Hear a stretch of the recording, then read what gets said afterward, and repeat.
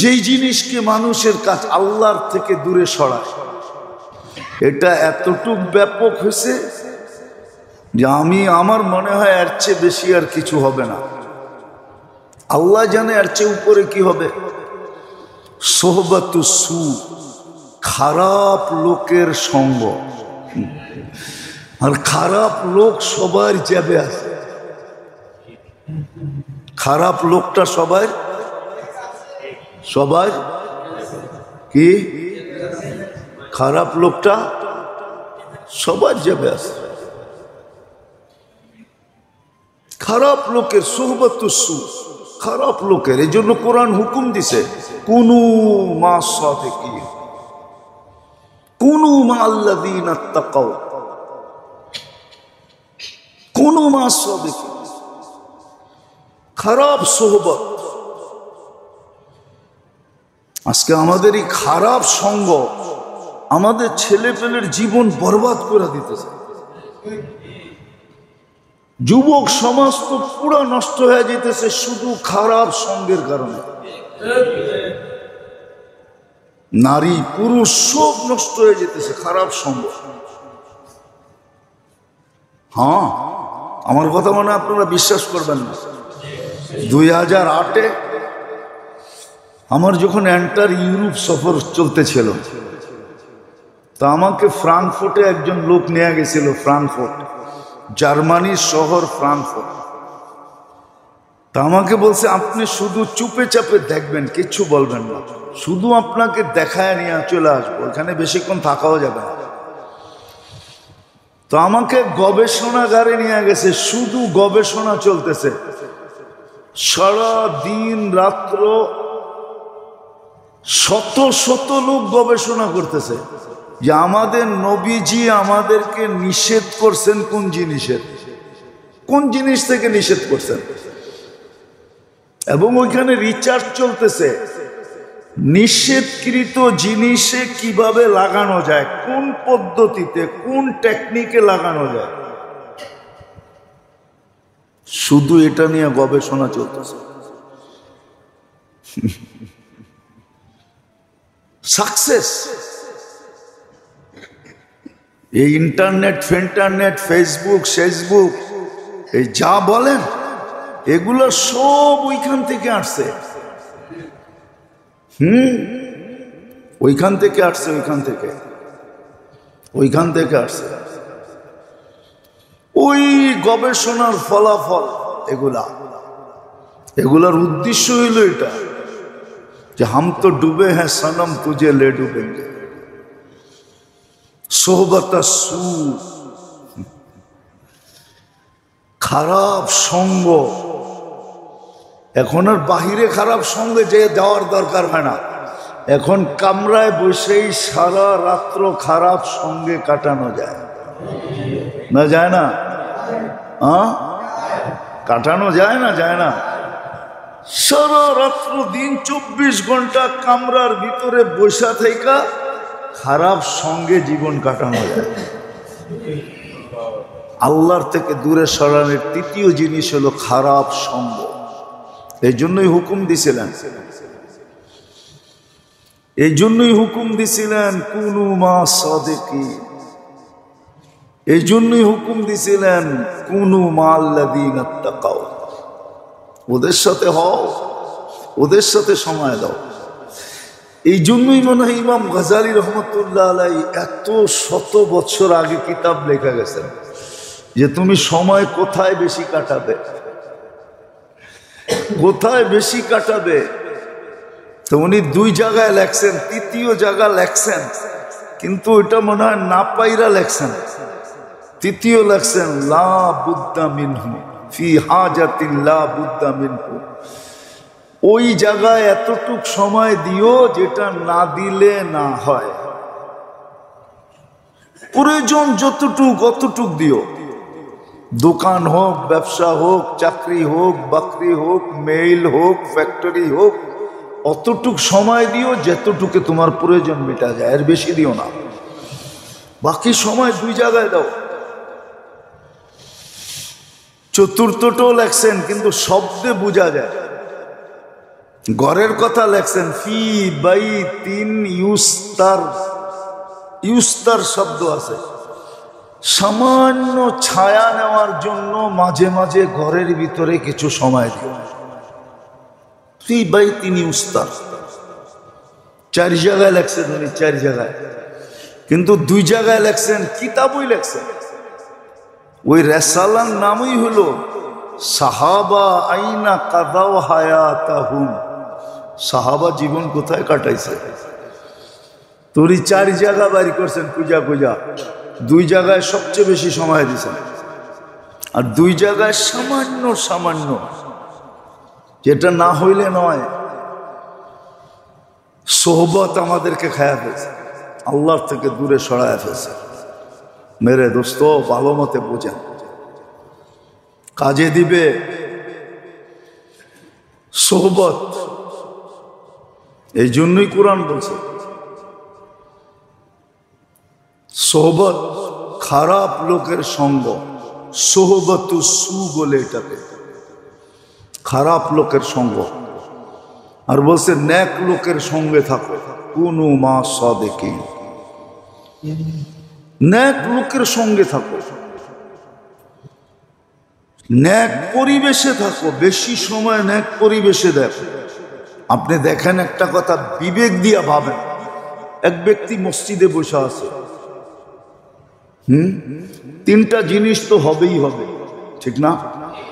একজন ফেরেশতা দোয়া করবে আল্লাহুম্মা আরহাম আলাইহি, আল্লাহ এর উপরে আপনি দয়া করেন। আরেক ফেরেশতা দোয়া করবে আল্লাহুম্মা গফির লাহু, আল্লাহ একে মাফ করে দেন, কেননা ও আপনার ঘরে বসা। তৃতীয় আরেকটাও লেখা আছে,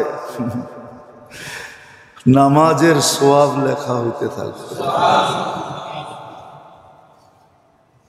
কিন্তু মসজিদে সময় কতটুকু দেয়?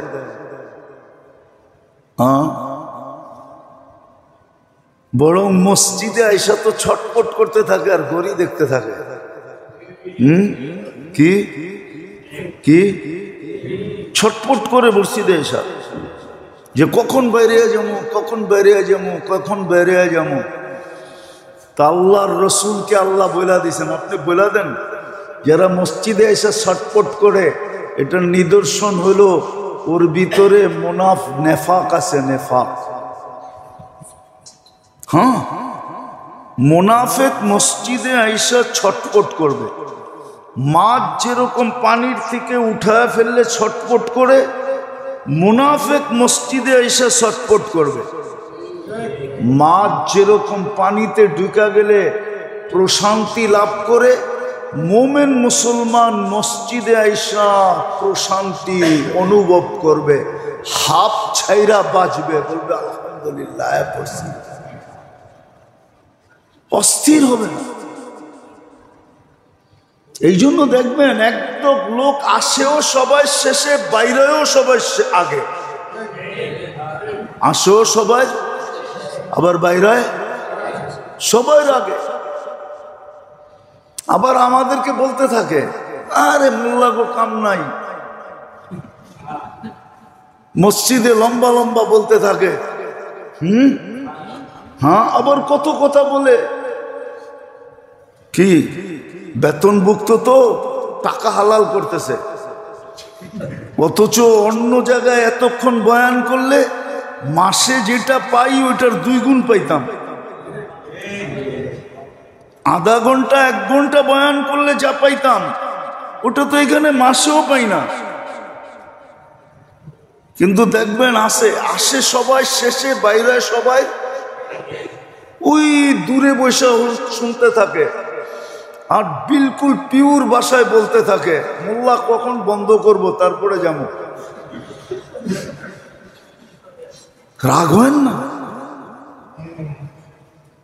তো তৃতীয় যেই জিনিস আমাদেরকে দূরে সরাইয়া দিছে সেটা হলো সোহবাতু সু, খারাপ লোকের সঙ্গ, আল্লাহ থেকে দূরে সরাইয়া দিছে।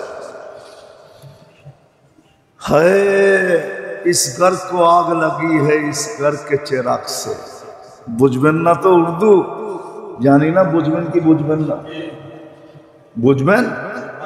इस घर को आग लगी है इस घर के चिराग से।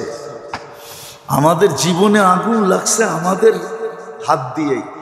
কোরআনও বলে জহারাল ফাসাদ ফিল বাররি ওয়াল বাহর বিমা কাসাবাত আইদিন নাস, তোমরাই তোমাদেরকে ডুবায় দিছো। এই জন্য চলেন তওবা করি। আবার যদি সুযোগ হয় তাহলে বলবো যে খারাপ সঙ্গের সঙ্গতে কি হয়, ব্যক্তিগত জীবন থেকে নিয়ে শেষ পর্যন্ত কি ক্ষতি হয়, আর সোহবতুস নেক সঙ্গের দ্বারা কি হয়, আর আল্লাহর কি হুকুম। আল্লাহর হুকুম নেক সঙ্গ। আর যে যার সাথে সঙ্গ হবে, এই জন্যই তো সাহাবী হাসতেছিল। আল্লাহর রাসূল বলে এত ফুর্তি কেন, আমার তো চিন্তায় ঘুম আসে না, তুই এত হাসস কেন? একটু আগে কি বললেন? একটু আগে কি বললাম? একটু আগে না বললেন আলমারউ মা মান আহাব্বা, কিয়ামতের দিন ওর সাথে উঠবে যার সাথে সঙ্গ আর ভালোবাসা। আল্লাহ রসুল বলে এটা তো বলছি তো ঠিকই বলছি। বলছে তাইলে আমার চিন্তা কি, আমার সঙ্গ আপনার সাথে, ভালোবাসাও আপনার সাথে, কিয়ামতের দিন আপনার সাথে উঠবো, আমি চিন্তা করবো কেন? আমি তো ফুর্তি ফুর্তি ফুর্তি ফুর্তি ফুর্তি ফুর্তি।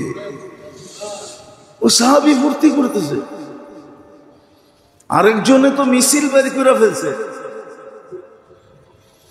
সবাই বলছে কিরে একা একা মিছিল, একটু আগে শোনো না সূরা ইখলাস নাজিল হইছে। শুনছি তো। কি বুঝছো? ইখলাস নাজিল হইছে। এটাই বুঝছো, এই জন্যই তো আমার লগে মিছিলে আসো না, নাহলে তো তুমি আমার লগে মিছিলে আসতা। তো জিজ্ঞাসা করছে বদ্দু গ্রাম্য, তো বলতেছে ইয়াখুয কালিল ওয়া ইউতিল জাজিল, ছোট একটা সূরা পড়তে দেরি 10 পারার সওয়াব দিতে দেরি করে না। তো মিছিল নামামুনা করবো কি? ইয়াখুয কালিল ওয়া ইউতিল জাজিল। ওনারা বুঝছেন, আমরা বুঝি না। আসেন তওবা করবেন না, খালি ইনশাআল্লাহ বলবেন। মনের থেকে করবেন, করেন, এগুলার থেকে বাঁচেন, আল্লাহর কাছে তাইলেই মুসলমানের কপাল জাগবে। আর নাইলে মুসলমানের এই উম্মতের কপাল জাগবে না। বরং মাইর আছে, মাইর। এই মাইর কি, আরো মাইর সামনে রয়ে গেছে। হাদিসে আল্লাহ বলে দিছেন ওয়াইন লাম ইয়াতুবু ফানা তাবিবুহু, তোমরা যদি না ফিরলা তো আমি স্বয়ং সার্জিক্যাল ডাক্তার হয়ে চলে আসবো, অপারেশন করব, অপারেশন করে তোমাদেরকে পবিত্র করব। হাদিসে এটাও বলা আছে কেন অপারেশন করবেন, তো বলছে লিউতহিরাহুম মিনাল মাআইব, তোমাদেরকে পবিত্র করার জন্য অপারেশন করব। এই জন্য তওবা করি, আল্লাহর কাছে হই, আল্লাহ আমাদেরকে আমল করার তৌফিক দান করেন।